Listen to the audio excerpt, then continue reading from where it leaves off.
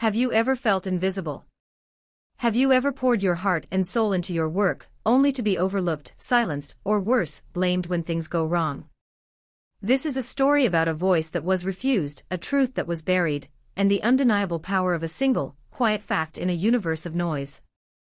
It is the story of Alara, and it begins in a room humming with the energy of 1,000 suns, a place where humanity reached for the stars, and where one woman was about to be cast into darkness. The Mission Control Center of EtherX was a cathedral of technological ambition. A vast, curved screen dominated the front wall, displaying the elegant trajectory of the deep space probe Odyssey as it carved a silent path through the cosmos. Below, rows of consoles glowed with cascading data, each station a small altar attended by the high priests of modern exploration. Here, every whisper was measured, every keystroke critical. And in the back row, tucked away in a corner designated for secondary telemetry, sat Alara Vance. She was a ghost in the machine, a junior analyst whose job was to watch the numbers that no one else did, the subtle vibrations, the minor temperature fluctuations, the background radiation of the probe's life support systems. She was small, with dark hair often pulled back in a simple, functional knot, and eyes that seemed to hold a deep, quiet intelligence. She rarely spoke during mission briefings, preferring to listen, to absorb, to see the patterns others missed. Her hoodie was often pulled low, a soft shield against the overwhelming confidence that radiated from the front rows, where men like Dr. Eris Thorne held court. Thorne was the lead systems engineer, a man whose brilliance was matched only by his arrogance. He strode through the control room like a king in his castle, his voice a sharp, cutting instrument that brooked no dissent. He saw the world in absolutes, in systems that worked and systems that failed, and people who were either assets or obstacles. To him, Alara was little more than furniture, a necessary but unremarkable part of the background. On this day, the air crackled with a unique tension. The Odyssey was performing its final, critical engine burn, a slingshot maneuver around Mars that would propel it into the uncharted territory of the asteroid belt. It was the culmination of a decade of work and billions of dollars of investment.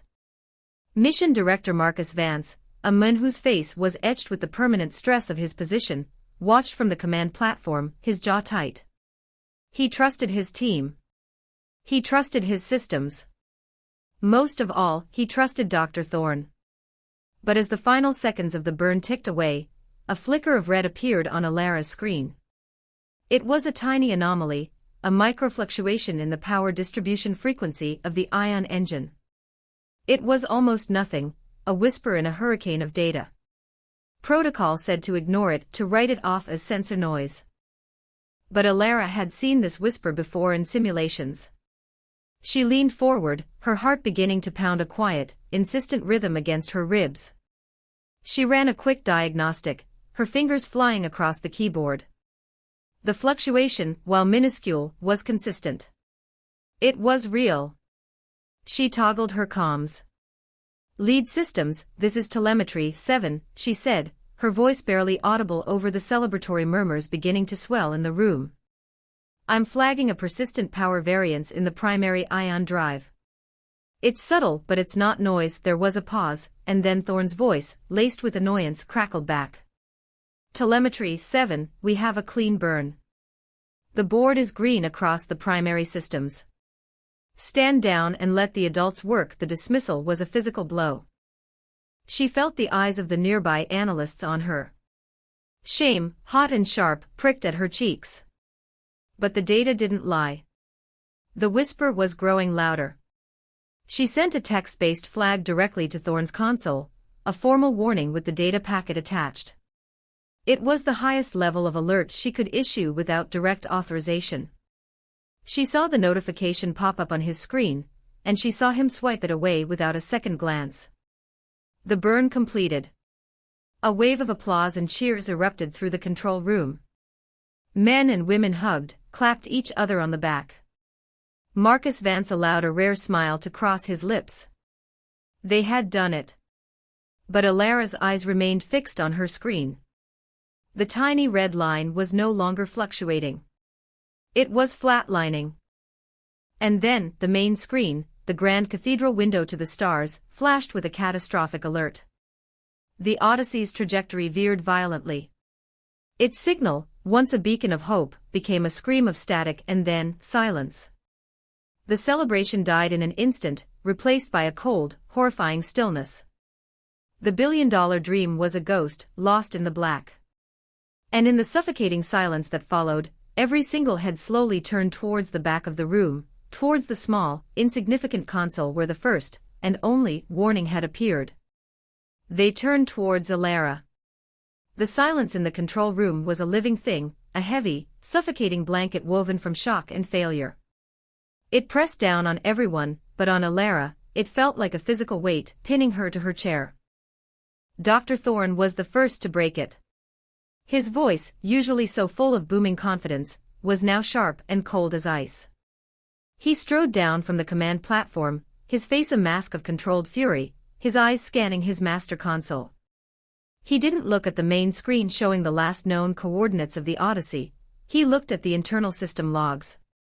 His fingers moved with practiced speed, pulling up diagnostic reports, cross-referencing timestamps. There, he said, his voice cutting through the stunned whispers. He pointed a damning finger at a cascade of code on his screen. The final burn vector was off by 0.02 degrees. The engine fired for precisely 13 seconds too long. He turned, his gaze sweeping over the assembled engineers until it landed, with theatrical precision, on Alara. The miscalculation originated from a data miscalibration in the secondary telemetry feed. Your station, analyst. Alara felt the blood drain from her face. No, she whispered, the word lost in the vast, quiet room. I flagged an anomaly. I flagged a power fluctuation. Thorne let out a short, incredulous laugh. It was a cruel, dismissive sound. A power fluctuation. You flagged sensor noise. What you failed to do was calibrate your telemetry stream before the burn sequence. That noise you were chasing corrupted the primary guidance computer's input, causing it to overcalculate the burn duration. It's a rookie mistake. A fatal one. He spoke with such authority, such absolute certainty, that the narrative began to set like concrete. Murmurs rippled through the room, no longer of shock but of dawning, misplaced understanding. The complex, terrifying failure now had a simple, convenient cause: human error. A junior analyst who was out of her depth. Marcus Vance descended from his platform, his face pale, his career flashing before his eyes. He looked from Thorne's accusatory face to Alara's stunned, ashen one. He wanted a reason. He needed one. A systems failure was a corporate nightmare of recalls and investigations. A single point of human error was containable. It was a story the board could understand. Is this true? Vance asked, his voice low and heavy with the weight of the disaster. He was speaking to Alara, but his eyes were pleading for a simple answer. Alara stood up, her legs trembling. Director Vance, I did calibrate my system. The standard pre-burn diagnostic was clean. The fluctuation was real. I sent a flag I correctly identified as irrelevant sensor ghosting. Thorne interrupted smoothly, stepping between them, physically shielding Vance from Alara. Her focus on this insignificant phantom signal caused her to miss the primary calibration drift. The logs will show it. The failure rests entirely with telemetry. 7-inch. The finality in his tone was like a judge's gavel. Alara opened her mouth to argue, to explain that the fluctuation was in the engine's power source, which could absolutely affect the burn, but her words caught in her throat. She looked around the room, at the faces of her colleagues. She saw no support, no flicker of doubt in Thorne's assessment. She saw only disappointment, anger, and the cold relief of people who had just found a scapegoat. They were all brilliant minds, but they were also a hierarchy. And Dr. Eris Thorne was at the top, while she was at the very bottom. Her quiet diligence was now being twisted into incompetence. Her caution was being painted as a fatal distraction. In that moment, she was no longer a scientist or an engineer. She was just the girl who had lost a billion-dollar starship. Security guards appeared at her side, their presence a silent, formal declaration of her guilt. "You're suspended, pending a full investigation," Vance said, his voice devoid of emotion. He wouldn't meet her eyes. Escort her out. As they led her away, past the rows of glowing consoles and the averted gazes of her coworkers, Alara felt a profound and chilling loneliness. She had tried to save the mission. And for that, she was being erased. The formal debriefing was held 2 days later in a sterile, windowless conference room that smelled of industrial cleaner and quiet desperation. The long, polished table reflected the grim faces of the EtherX board members, a panel of impassive suits who looked at Alara not as a person, but as a liability. At the head of the table sat Marcus Vance, his expression unreadable. Dr. Thorne stood before a large screen, presenting his findings with the cool, detached air of a surgeon explaining a successful amputation. He clicked through slides filled with complex charts and data flows, his laser pointer highlighting streams of code. Each slide was another nail in Alara's professional coffin. As you can see here, Thorne explained, his voice resonating with unshakable confidence, the calibration drift began at T-90 seconds. A standard system alert was issued to the telemetry 7 console. He gestured towards Alara, who sat alone at the far end of the table, her hands clasped tightly in her lap. However, the analyst was distracted. He brought up a recording of Alara's screen activity. It showed her running diagnostics on the power fluctuation, the very anomaly he had told her to ignore. Instead of addressing the critical calibration warning, a simple 2-click procedure, she was chasing a ghost. This, he circled her activity with his laser, is the moment of negligence. This is where the Odyssey was lost. Alara felt a surge of adrenaline, a desperate need to speak.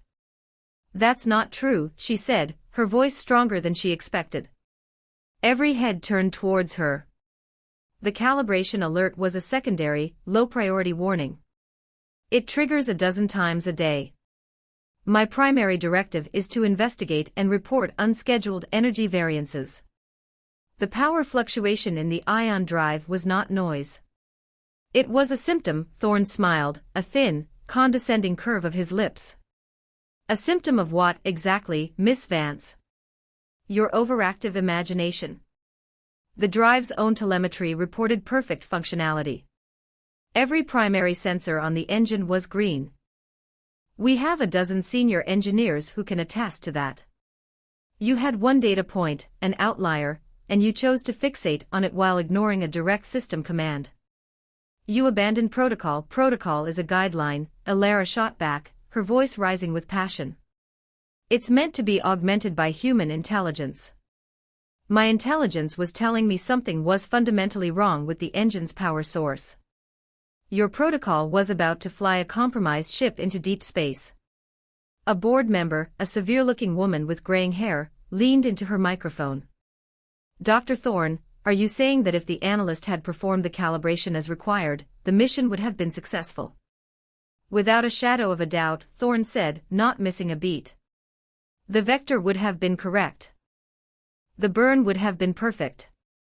The Odyssey would be on its way to the asteroid belt right now. The statement hung in the air, absolute and damning. It was everything the board wanted to hear. A simple mistake, an easily identifiable culprit, a clear path forward that didn't involve questioning their multi-billion-dollar technology or the leadership of their star engineer. Marcus Vance finally spoke, his voice raspy. Alara, do you have any tangible evidence to support your claim? Anything beyond a feeling that something was wrong? This was her chance. She took a deep breath. The data packet I flagged to Dr. Thorne's console. It shows the waveform of the fluctuation. It's not random, like sensor noise. It has a distinct, rhythmic pattern, like a component under strain. Thorne scoffed. A pattern she identified after the fact. In the moment, it was just another blip on the screen. Director, this is a waste of time. She's attempting to deflect blame for her catastrophic incompetence. Vance looked at Alara, his eyes searching for something, a crack in her story, a hint of doubt. He saw only a fierce, desperate sincerity. But it wasn't enough. The evidence Thorne presented was overwhelming, logical, and linear. Her defense was based on an intuition, a subtle pattern in a sea of noise. It was the word of a junior analyst against the decorated head of systems engineering. The board has made its decision, Vance said, his voice flat, official. Your employment is terminated, effective immediately. You will be required to sign a non-disclosure agreement. EtherX considers this matter closed. The words hit her harder than the suspension. Terminated. Erased. Thorne's victory was complete. He had not only saved himself, but he had solidified his authority. As Alara was led out of the room, she made one last appeal, not to the board but to Marcus Vance. Sir, she said, her voice shaking but clear, you're making a mistake. The truth is still out there. You just have to be willing to look for it. Vance didn't respond. He simply watched her go, a flicker of something uncertain in his eyes, before the mask of corporate leadership fell back into place. The truth was buried. And so was she. The door to Alara's small, third-floor apartment clicked shut, the sound echoing the closing of a chapter in her life. The world outside, with its bustling city sounds and distant sirens, felt a million miles away. Inside, there was only the suffocating quiet of failure. Her apartment was a stark contrast to the sleek, metallic world of EtherX. It was cramped and filled with second-hand furniture, and towering stacks of books on astrophysics and signal processing. A small balcony overlooked a brick wall. This tiny, cluttered space was now both her refuge and her prison. For the first week, she barely moved from her worn-out sofa. The news cycle had been brutal. Though EtherX had not officially named her, her identity was leaked to a hungry press. She became the incompetent analyst, the face of the billion-dollar blunder. Anonymous comments online called her a disgrace, a diversity hire who was out of her depth. Her former colleagues, people she had shared coffee and quiet conversations with, were silent. Her calls went unanswered. Her texts were left on read. She was an outcast, a pariah in the industry she had dreamed of joining since she was a little girl staring up at the night sky. The weight of it all was crushing. Despair was a cold, heavy blanket. But beneath the grief and the shame, a different feeling began to smolder, anger. A pure, clean anger born of injustice. Thorne had lied. He had twisted her diligence into a flaw, her perception into a fantasy. They had all accepted it because it was easy. But she knew what she had seen. And as the anger burned away the fog of her depression, it left behind a single, hard point of focus, the truth. She remembered in the frantic seconds before the Odyssey went silent, she had initiated a data dump to her personal, encrypted drive. It was a reflex, a habit born from years of academic research, always save your raw data. It was an incomplete fragment, only the last 30 seconds of telemetry from her station, but it was something. It was hers. She sat down at her modest computer, its fans whirring in the quiet room, and pulled up the file. The familiar cascade of numbers and waveforms filled the screen. To anyone else, it would be meaningless noise. To Alara, it was a language she understood better than her own. For days that bled into nights, she worked. She drank stale coffee and ate instant noodles, barely sleeping. She wasn't just looking at the data, she was interrogating it.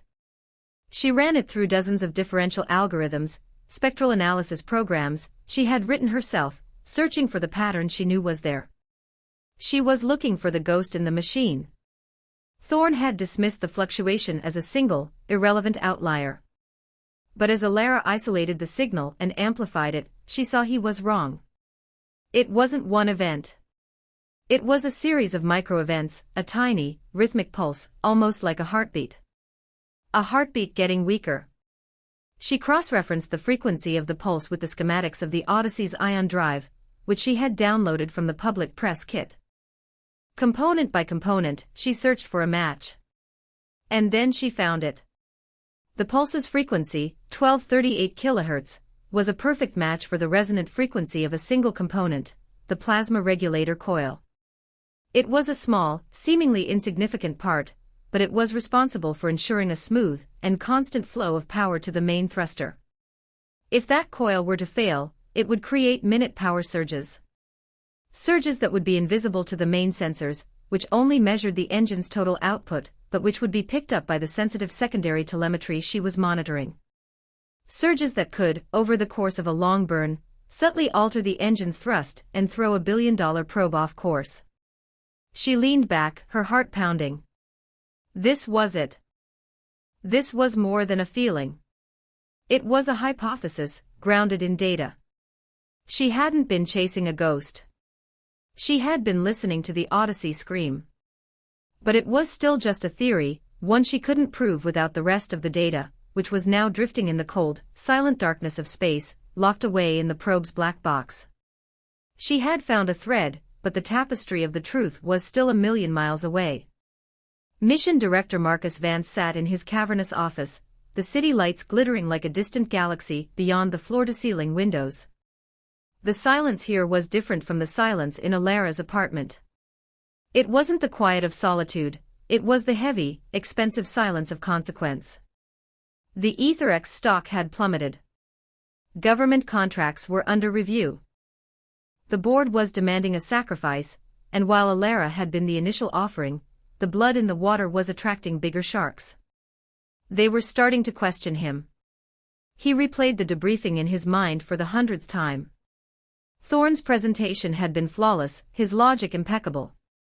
He had delivered the perfect corporate narrative, a contained problem with a simple solution. Fire the analyst, implement stricter protocols and move on. Vance had accepted it. He had endorsed it. So why did he feel a gnawing unease that kept him awake at night? It was Alara's final words to him.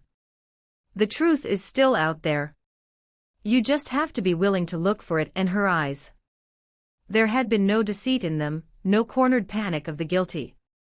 There had been a blazing, defiant certainty. It haunted him. Against his better judgment, he pulled up Alara's personnel file. It was thin. She was young, only 2 years out of her master's program. But her academic record was flawless. Her professors had described her as preternaturally gifted at signal analysis, a once-in-a-generation talent for finding coherence in chaos.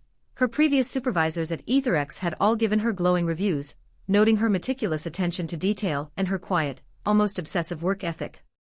It didn't paint the picture of a sloppy, incompetent analyst. Then he did something he knew his lawyers would advise against. He began reviewing the internal mission logs, not the technical data, but the communication records and personnel flags from the last 6 months. He wasn't a systems engineer, but he was a manager of people. He started searching for interactions involving Dr. Thorne and junior staff. A pattern began to emerge. A junior propulsion analyst had flagged a potential vibration issue in a fuel pump. Thorne had dismissed it as, with intolerance. A young software engineer had raised a concern about a potential bug in the guidance software. Thorne had publicly berated him for questioning his code. In at least 4 separate instances, Thorne had overruled or ignored warnings from analysts below his pay grade, always with a dismissive, arrogant justification. And in every case, his judgment had, so far, been proven correct, which only served to reinforce his authority and their silence. But the Odyssey was different. This time, he wasn't correct. Vance leaned back in his leather chair, the city lights blurring. Thorne hadn't just presented a case against Alara, he had presented a case that fit his established pattern of behavior. He was a brilliant man who had become so convinced of his own brilliance that he was incapable of conceiving he could be wrong, especially if the person suggesting it was someone he deemed insignificant. The doubt in Vance's mind solidified into a cold, hard certainty. He had made a mistake. He had endorsed the easy answer, not the right one. The truth wasn't in these logs or in Thorne's polished presentation. It was out there in the wreckage of the Odyssey. He picked up his phone and dialed the head of Deep Space Operations. "Get me a proposal," he said, his voice firm, leaving no room for argument. "I want a projected cost and timeline for a recovery mission. I want the Odyssey's black box." The voice on the other end was stunned. "Sir. That's. The probe is in an unstable trajectory, tumbling through the densest part of the asteroid belt. A recovery mission would be astronomically expensive and dangerous. The odds of success are less than 10%. Vance looked out the window at the vast, dark sky. I'm aware of the odds, he said, his voice low but resolute. Find a way. Spare no expense. I'm not writing off this mission until I hear what that box has to say. He was no longer just a director trying to save his company. He was a man in search of a truth he had allowed to be buried. He was taking the biggest gamble of his career, not on a starship, but on the haunting words of a disgraced analyst. While Marcus Vance set in motion a mission of improbable recovery, Alara found herself adrift in a sea of public condemnation. The leak of her name had opened the floodgates. Tabloid tech blogs ran articles with sensational headlines: "The analyst who crashed a starship, and did EtherX's diversity push lead to disaster?" Her photograph, a grainy image from her employee ID, was everywhere. She looked young, scared, and guilty. The internet, in its faceless cruelty, became her judge, jury, and executioner. Comment sections filled with vitriol. Strangers debated her incompetence, her motives, her very right to have been in that room. She was forced to delete her social media accounts, but the poison had already seeped into her life. She received hateful emails. A news van camped outside her apartment building for 2 days. She became a prisoner in her own home, the drawn blinds a flimsy defense against a world that had already convicted her. The isolation was absolute. The few friends who had initially reached out with hesitant messages of support fell silent, worried about their own careers. To be associated with Alara Vance was to be tainted by failure. She understood. She didn't blame them. But the silence left a void that was quickly filled with self-doubt. Had she been wrong? Was Thorne right? Was she just an arrogant rookie who had trusted her gut over the wisdom of a seasoned expert? She would stare at her computer screen for hours, at the rhythmic pulse she had discovered, and wonder if it was just a phantom, a pattern she had willed into existence to absolve herself. The weight of it all pressed down on her, and some nights, she felt herself starting to break. It was during one of those nights, staring at the ceiling and listening to the rain lash against her window, that she decided to fight back in the only way she knew how. She couldn't face the court of public opinion, but she could face the immutable logic of data. She went back to her analysis of the plasma regulator coil. Her hypothesis was that a faulty coil had caused the power surges. But what would cause a coil to fail? She began digging deeper, not into the EtherX public archives, but into the supply chain. She spent days tracking down the manufacturer of that specific component, a company called OmniCircuit. She scoured engineering forums, patent filings, and technical bulletins. And then she found it. A small, obscure technical note published in an industry journal 6 months before the Odyssey launch. It was a recall notice. OmniCircuit had discovered a manufacturing defect in a specific batch of their plasma coils, batch 7B. The defect caused microfractures in the coil's casing under high-energy loads, leading to precisely the kind of power fluctuations Alara had observed. The notice recommended that any coils from batch 7B be replaced immediately. Her breath caught in her throat. She frantically searched the Odyssey's public schematics and parts manifest. There it was in black and white: plasma regulator coil, part #XC884, manufacturer, OmniCircuit, batch 7B. EtherX had used a component from the recalled batch. Someone had to have known. A recall notice like that would have been sent to every client. It would have gone directly to the head of the department responsible for engine components. It would have gone to Dr. Eris Thorne. He knew. The realization hit her with the force of a physical blow. He must have known about the faulty part. He must have received the notice and ignored it, perhaps to avoid a launch delay and the associated costs. He had chosen to take a risk. And when his risk had resulted in catastrophic failure, he hadn't just deflected blame, he had actively and maliciously framed her to cover his tracks. Her rookie mistake wasn't a mistake at all, it was the first and only evidence of his crime. The anger returned, hotter and sharper than before, burning away the last vestiges of her self-doubt. This was no longer just about clearing her name. This was about exposing a lie that had cost the world a dream, and had nearly cost Alara her soul.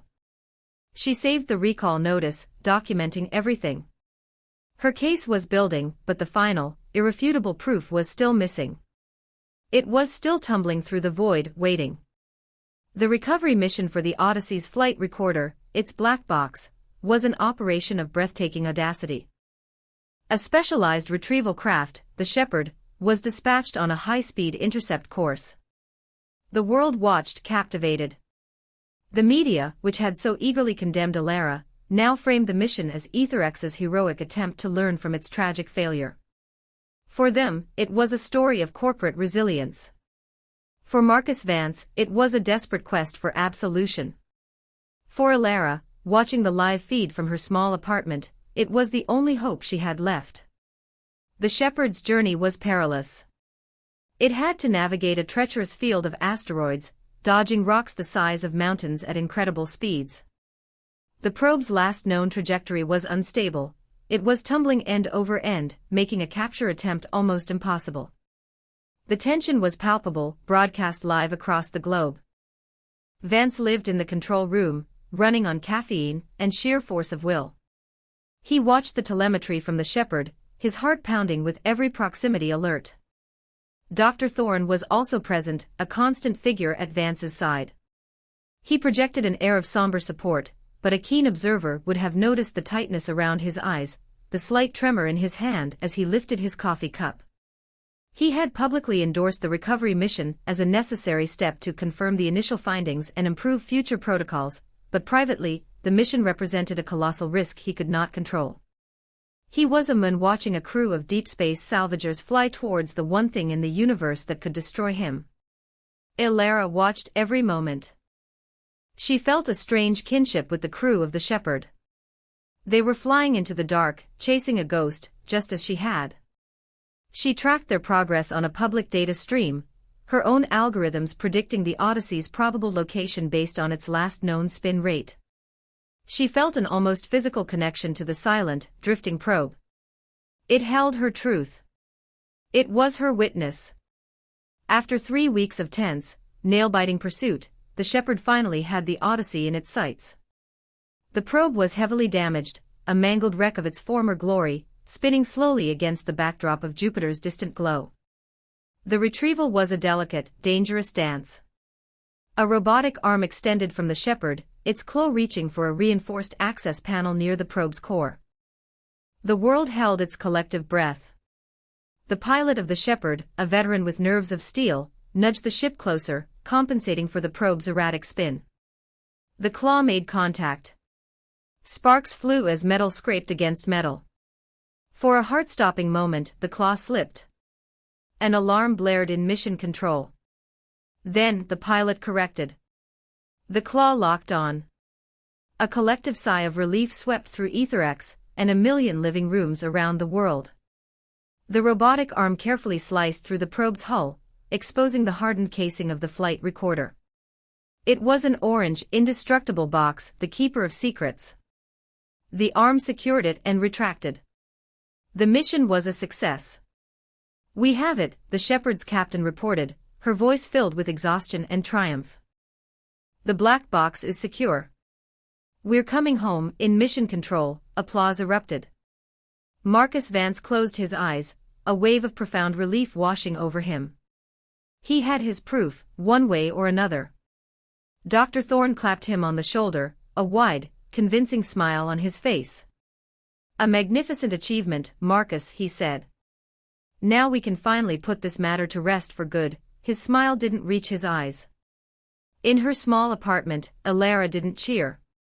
She simply put her head in her hands and wept. The tears were not of sorrow but of a fragile, terrifying hope. Her witness was coming home. The final hearing was convened in the same sterile boardroom as before, but the atmosphere was entirely different. The air was not thick with grief, but with a sharp, electric anticipation. The board members were all present, along with the heads of every major department at Aetherx. Dr. Eris Thorne stood at the head of the table, looking more confident than ever. He had prepared a new presentation, one that would integrate the black box data to conclusively prove his initial assessment. He saw this not as a trial, but as a coronation, the moment his brilliance would be forever cemented in the company's history. Ilara was there, too. Marcus Vance had personally called and requested her presence. She sat in the same chair at the far end of the table, but she was not the same woman who had sat there weeks ago. The fear was gone, replaced by a quiet, unshakable resolve. She wore a simple dark blouse, her hair was pulled back neatly, and her eyes, when they met Thorne's, were clear and steady. She held a small, encrypted data stick in her hand, containing her own findings. Vance began the proceedings. We are here today to review the data from the Odyssey's flight recorder. Our goal is to achieve absolute clarity on the cause of the mission failure, and to close this painful chapter for Aetherx. Dr. Thorne, you may begin. Thorne nodded, a smug smile playing on his lips. He launched into his presentation, his voice smooth and authoritative. He showed the flight data from the black box, which confirmed the engine had overfired. He showed the telemetry logs, which confirmed the miscalculation had originated from the guidance computer. And here, he said, pausing for dramatic effect as he displayed a log from Ilara's console, is the final piece of the puzzle. The black box confirms, beyond any doubt, that the critical calibration alert on the telemetry 7 station was acknowledged but never actioned. The analyst simply ignored it. He looked directly at Ilara. The data is irrefutable. The failure was a direct result of human error. The board members nodded, their expressions grim but satisfied. It was the answer they expected, the answer they had already accepted. The expensive recovery mission had simply confirmed it. Thank you, Dr. Thorne, Vance said, his voice even. A very thorough presentation. He then turned his attention to the audiovisual technician in the corner. Now please play the rest of the data. I want to hear the full, unredacted cockpit voice and internal comms recordings from the final 2 minutes before signal loss. A flicker of surprise, then alarm, crossed Thorne's face. Director, that's hardly necessary. The technical data is conclusive. Listening to the panicked final moments of the mission serves no productive purpose. Play it, Vance commanded, his voice like steel. The technician nodded and hit a key. The speakers crackled to life. At first, it was just the low hum of the control room, the background chatter. Then came Ilara's voice, clear and professional. Lead systems, this is telemetry 7. I'm flagging a persistent power variance in the primary ion drive. It's subtle, but it's not noise. Then Thorne's dismissive reply crackled through the silent boardroom. Telemetry 7, we have a clean burn. Stand down and let the adults work. The board members shifted uncomfortably in their seats. They had read this in a report, but hearing the undisguised contempt in their lead engineer's voice, was different. The recording continued. The technician, on Vance's instruction, isolated the secondary audio channels from Ilara's station. They heard her trying to flag the issue to a senior analyst sitting next to her. Did you see that waveform? Ilara's voice asked. It looks like a regulator coil issue, the other analyst's voice replied, bored and annoyed. Just ignore it, rookie. Thorne will have your head if you distract him during a burn. It's just telemetry ghosting. A low murmur went through the room. Thorne's face had gone pale. He was starting to realize this was not a coronation. It was an ambush. This is irrelevant chatter, he stammered. The core technical data remains unchanged. Be quiet, Eris, Vance said, his voice dangerously low. We're not finished. The most damning evidence came next. The black box had also recorded all incoming data to the command consoles. The technician brought up a recording of Thorne's screen. They all saw it, the text-based alert from Ilara, flashing red in the corner of his monitor.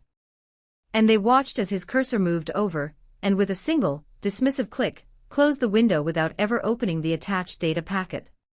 He hadn't even looked. The room was utterly silent. The smug confidence had evaporated from Thorne's face, replaced by a sheen of cold sweat. He had been so sure no one would ever look this closely, that they would accept his summary, his curated version of the truth. But Marcus Vance had decided to look. And now, everyone was seeing what he saw. The truth was no longer a ghost. It was here in the room, and it was pointing a damning finger. The climax of the recording was not a shout but a whisper. After the signal from the Odyssey was lost, the black box continued to record internal data for another 60 seconds before its power failed. In that final minute, as the probe tumbled helplessly, its internal diagnostic computer completed a post-mortem analysis. The result flashed on the screen for all to see: catastrophic failure. Source: primary ion drive. Cause: repeated overvoltage surge from plasma regulator coil, part #XC884, batch 7B. The room erupted in gasps. The specific part number, the batch number, it was all there. It was the exact component Alara had identified. Thorn looked as if he had been struck by lightning. He stared at the screen, his mouth opening and closing, but no sound came out. The data, the pure, cold, irrefutable data he had built his career on, had just betrayed him. Batch 7B, Vance said, his voice echoing in the stunned silence. That was the batch recalled by OmniCircuit 6 months ago due to a known manufacturing defect, wasn't it, Eris? He turned to Alara. Miss Vance, you have something for us. Alara stood up. Her hands were steady as she walked to the head of the table and inserted her data stick into the computer. She didn't need a complex presentation. She brought up a single document, the official recall notice from OmniCircuit, time-stamped and addressed directly to the Aetherex head of systems engineering. To Dr. Eris Thorn. He knew, Alara said, her voice quiet but ringing with the power of undeniable truth. He knew the part was faulty. He chose to risk the mission rather than admit a delay was needed. And when it failed, he didn't just let me take the blame. He framed me to cover it up. The board stared at Thorn, their expressions shifting from confusion to dawning horror, and finally, to cold, unforgiving fury. The man they had trusted, the genius they had celebrated, was not just negligent. He was a liar. He had gambled with $1 billion asset, with the careers of hundreds of people, and with the life of a young woman, all to protect his own ego. Thorn crumbled. He sank into a chair, his face in his hands. The architect of the lie had been buried by an avalanche of his own data. His career was over. His reputation was shattered. In that moment, he was the one who was invisible. Vance stood and walked to the end of the table where Alara stood. He stopped in front of her, and in front of the entire leadership of Aetherex, he did something no one expected. He bowed his head slightly. Alara, he said, his voice thick with emotion. On behalf of this entire company, I want to offer you my deepest, most sincere apology. We failed you. I failed you. I listened to the loudest voice in the room, not the truest one. That is a mistake I will never make again. He then turned to the board. I am recommending the immediate termination of Dr. Thorn, and I will be submitting his case to the authorities for criminal negligence. Furthermore, I am officially clearing Alara Vance of all wrongdoing, and offering her a full public exoneration. He wasn't finished. He looked back at Alara, a new light in his eyes, the light of a leader who had been fundamentally changed. But that is not enough. Atonement requires action. I am creating a new division at Aetherex, the Anomaly Analysis and System Integrity Division. It will have oversight over all departments, and its sole purpose will be to listen to the whispers, to find the patterns everyone else misses. And I want you to run it. Alara stared at him, speechless. From terminated scapegoat to a department head. From the back row to the head of the table. It was more than vindication. It was empowerment. It was a testament to the fact that her unique way of seeing the world was not a flaw, but an invaluable gift. She found her voice, and it was steady and strong. I accept. A wave of spontaneous applause filled the room, a genuine, heartfelt recognition of the justice that had finally been served. Alara had not only cleared her name, she had changed the very culture of the place that had cast her out. She had proven that integrity was more powerful than authority. So what can we learn from Alara's story? We learn that the truth, no matter how deeply it is buried or how loudly it is denied, has a way of finding the light. We learn that a single voice, armed with facts and integrity, can be more powerful than a chorus of lies. And we learn that true strength isn't about never making mistakes, but about having the courage to listen, to question, and to champion the quietest person in the room. They might just be the one who can save you. Never underestimate the power of the person who pays attention. Their quiet observation might just be the warning that saves the entire mission. If this story resonated with you, share it with someone who needs to be heard, or with a leader who needs to listen. Remind the world that talent doesn't always have a title, and courage doesn't always have a loud voice. Sometimes, it's just a whisper in a hurricane of data, waiting for someone brave enough to stop and pay attention.